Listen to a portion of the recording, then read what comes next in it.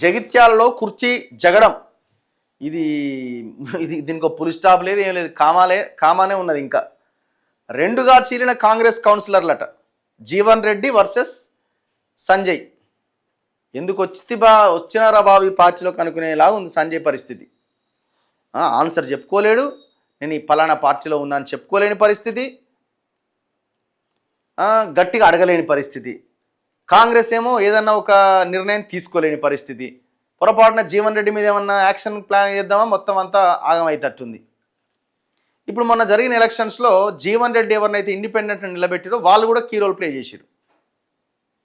రెండుగా చీలిన కాంగ్రెస్ కౌన్సిలర్లు ఎమ్మెల్యే సంజయ్, మాజీ మంత్రి జీవన్ రెడ్డి వర్గీయుల మధ్య ఆధిపత్య పోరు మరింత తీవ్రమైంది.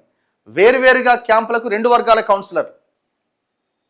జగిత్యాల మున్సిపల్ కాంగ్రెస్ అత్యధిక స్థానాలు సాధించినప్పటికీ, కాంగ్రెస్ ఎక్కువ సీటు గెలిచినప్పటికీ చైర్మన్, వైస్ చైర్మన్ ఎన్నిక సందర్భంగా వర్గ పోరు జోరుగా జరుగుతోంది. జగిత్యాలలో కాంగ్రెస్ కౌన్సిలర్లు రెండుగా చీలిపోయారు. జగిత్యాల ఎమ్మెల్యే సంజయ్ కుమార్ వర్గానికి చెందిన కౌన్సిలర్లు, మాజీ మంత్రి తాటిపర్తి జీవన్ రెడ్డి వర్గానికి చెందిన కౌన్సిలర్లు వేరువేరుగా క్యాంపు రాజకీయాలు చేస్తున్నారు. ఫలితంగా జగిత్యాల మున్సిపాలిటీలో చైర్మన్, వైస్ చైర్మన్ ఎన్నిక రాజకీయం రసకందాయంలో మారింది. సంజయ్ వర్గీయులు క్యాంపునకు తరలి వెళ్లారు. చైర్మన్, వైస్ చైర్మన్ స్థానాలు కైవసం చేసుకోవడానికి అవసరమైన మ్యాజిక్ ఫిగర్ 26కు అవసరమైన కౌన్సిలర్లతో క్యాంపుకు పోయినట్టు ప్రచారం జరుగుతోంది. వరంగల్, హైదరాబాద్లోని రహస్య ప్రాంతాల్లో ఎమ్మెల్యే సంజయ్ వర్గీయులు క్యాంపు నిర్వహిస్తున్నారు. జీవన్ రెడ్డి వర్గం నుంచి కాంగ్రెస్ బీఫామ్ పైన పోటీ చేసి విజయం సాధించిన 14 మంది కౌన్సిలర్లు క్యాంపుకు తరలి వెళ్ళారు. జీవన్ రెడ్డి వర్గానికి ఏమో 15 వచ్చినాయి, సంజయ్ వర్గానికి ఏమో 35 వచ్చినాయి. ఇప్పుడు ఈయన వర్గం నుంచి కాంగ్రెస్ సింబల్ మీద గెలిచిన వాళ్ళు కొంతమంది అయితే, జీవన్ రెడ్డి వర్గం నుంచి టికెట్ రాకపోతే రెబల్గా వేసిన వాళ్ళు కొంతమంది.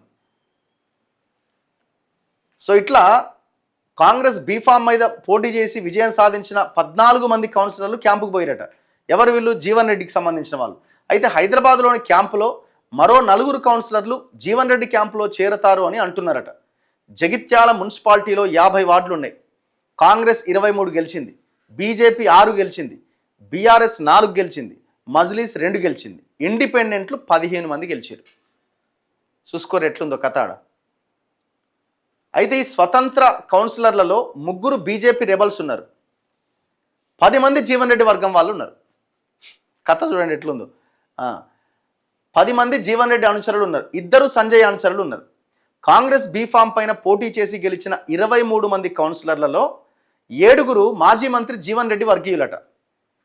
అర్థమవుతుందా మీకు? మొత్తం 50 ఉన్నాయి ఇక్కడ. 50లో కాంగ్రెస్ ఏం చేసిందంటే 35 ఏమో సంజయ్ వర్గానికి చెందిన వాళ్ళకి బీఫామ్లు ఇచ్చింది, 15 ఏమో జీవన్ రెడ్డి వర్గానికి సంబంధించిన వాళ్ళకి బీఫామ్లు ఇచ్చింది. సో ఇట్లా ఆ బీఫామ్లు ఇచ్చిన వాళ్ళు సంజయ్ వర్గంలో ఉన్న వాళ్ళు కొంతమంది గెలిచినారు, జీవన్ రెడ్డి వర్గం వాళ్ళు కొంతమంది గెలిచినారు. వాళ్ళు ఎటువైపు వాళ్ళు అటే ఉన్నారు. మళ్ళీ రెబల్గా వేసారు కదా జీవన్ రెడ్డి వర్గం వాళ్ళు, టికెట్ రాని వాళ్ళలో ఒక 10 మంది గెలిచారు. ఇగో మొత్తం కాంగ్రెస్ బీఫామ్ పైన పోటీ చేసి గెలిచిన 23 మంది కౌన్సిలర్లలో 7 మాజీ మంత్రి జీవన్ రెడ్డి వర్గం వాళ్ళు ఉన్నారు. అంటే ఆయనకు 15 టికెట్లు వాళ్ళకి వర్గానికి ఇస్తే 7 గెలిచిరు అన్నట్టు. 16 మంది సంజయ్ వర్గం వాళ్ళు ఉన్నారు. మజ్లీస్ స్వతంత్రుల మద్దతుతో కాంగ్రెస్లోని 2 వర్గాలు చైర్మన్, వైస్ చైర్మన్ పదవిని చేజిక్కించుకోవడానికి చేస్తున్న ప్రయత్నాలు ఏ మేరకు సఫలీకృతం అవుతాయో అన్న ఉత్కంఠ నెలకొంది.